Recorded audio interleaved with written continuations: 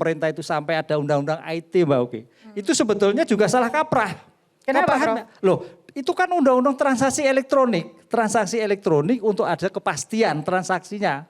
Tapi yang sekarang di Indonesia hampir 7% ada terhadap SARA. Ya, Anda kembali di Rakyat Bersuara. Kita lanjutkan ke Prof. Ibnu tadi soal bagaimana menghadapi orang-orang tertentu. Itu maksudnya apa, Prof? Ya begini, tadi Mbak Oki mau menjelaskan ya. Jadi kebebasan betul, bebas. Saya basicnya orang hukum Mbak Oki. Ya. Oleh karena itu dalam seperti ini bebas tapi juga terbatas. Terbatas apa? Yang penting terbatas tentang subjek orang. Itu harus hati-hati. Jangan ngeledek Mbak Oki. Jangan menyebut Mbak Oki. Karena tergantung beda-beda. Oh Mbak Oki sekarang, oh bebas silahkan mau ngomong apa.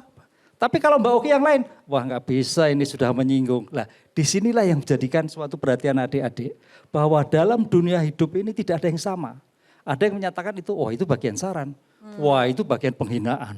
Nah, di situ yang kadang-kadang tadi kuping telinga tadi Mbak Oki itu beda-beda. Ada yang tipis, ada yang kandel, ada yang sedang-sedang dan sebagainya. Nah kalau yang tipis oke itu masukan. Semua bernilai positif terhadap pendapat-pendapat. Karena namanya pendapat jangan dikira negatif loh. Berpikir positif itu bagian dari evaluasi kita. Oh ternyata ada yang salah.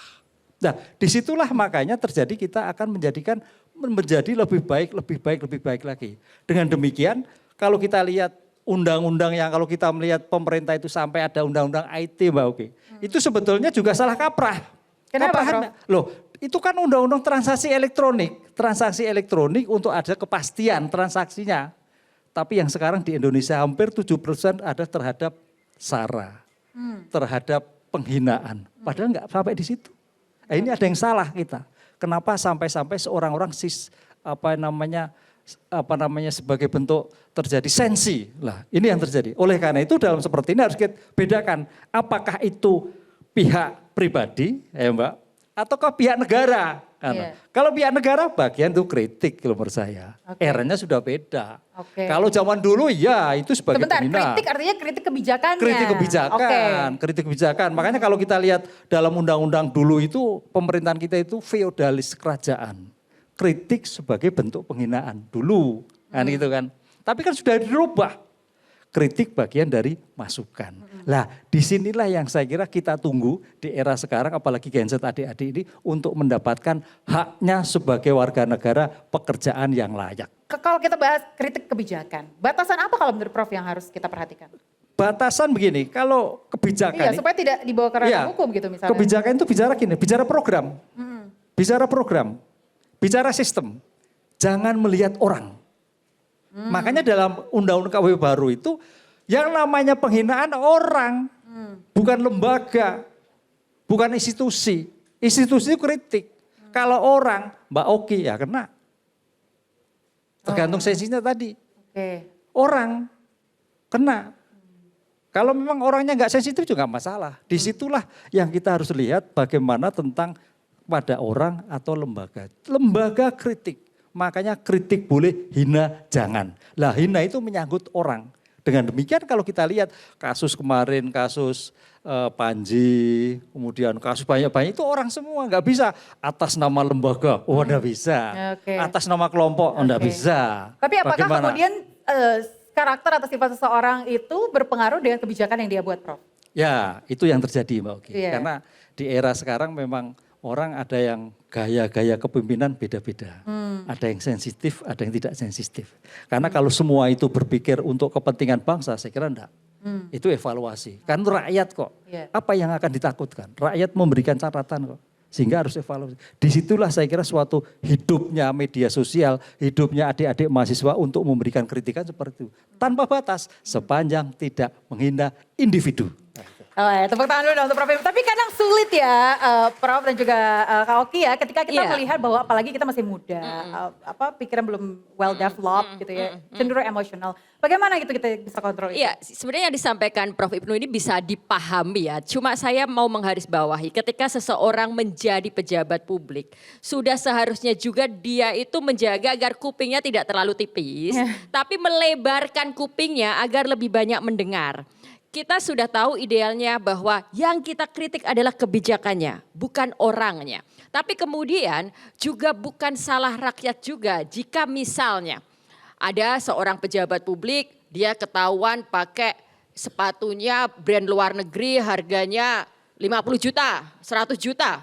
Boleh nggak kita ngeritik itu? Dia seorang pejabat, seorang bupati. Boleh. Nah sekilas itu seperti menyoroti orangnya kan. Menyoroti apa yang dia pakai. Seolah-olah itu hak pribadi. Tapi tidak, ini bukan hak pribadi. Sebagai seorang pejabat publik, ia melekat dengan jabatannya. Ada juga uang rakyat yang digunakan untuk membiayai hidupnya sehari-hari. Dan juga kemudian ada tuntutan bagaimana kepantasan, bagaimana etika. Di saat banyak orang miskin, apakah pantas kita kemudian memamerkan kemewahan? Apakah pantas kita memamerkan kemana-mana warawiri naik jet?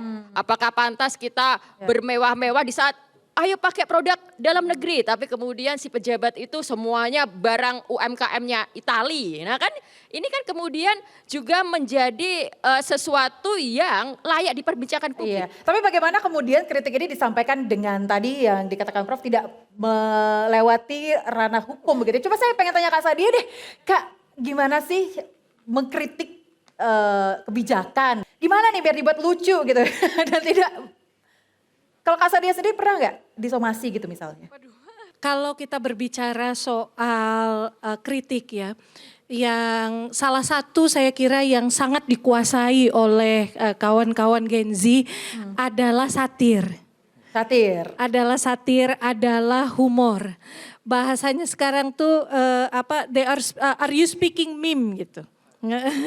Are you speaking meme? Meme ini adalah metode yang sesungguhnya tidak disadari tetapi dapat menyampaikan kritik secara halus, tidak langsung tetapi seringkali terasa jauh lebih tajam.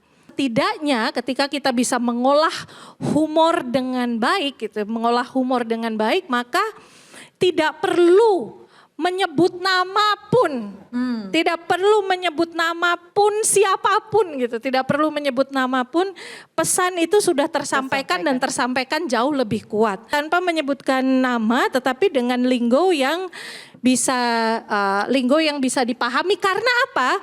Karena humor itu selalu berlandaskan referensi yang sama. Gitu, referensi budaya yang sama, referensi current issue atau berita-berita yang sama. Kalau di Amerika Serikat setiap malam ada namanya The Daily Show. Dulu Jon Stewart, kemudian Trevor Noah, kemudian sekarang Jon Stewart. Lagi itu 100% bicaranya politik, berlandaskan atau humornya dibangun dari referensi yang sama. Sehingga jangan ragu-ragu juga untuk menggunakan potensi Anda dan meme, koleksi meme yang dipunya, keluarkan.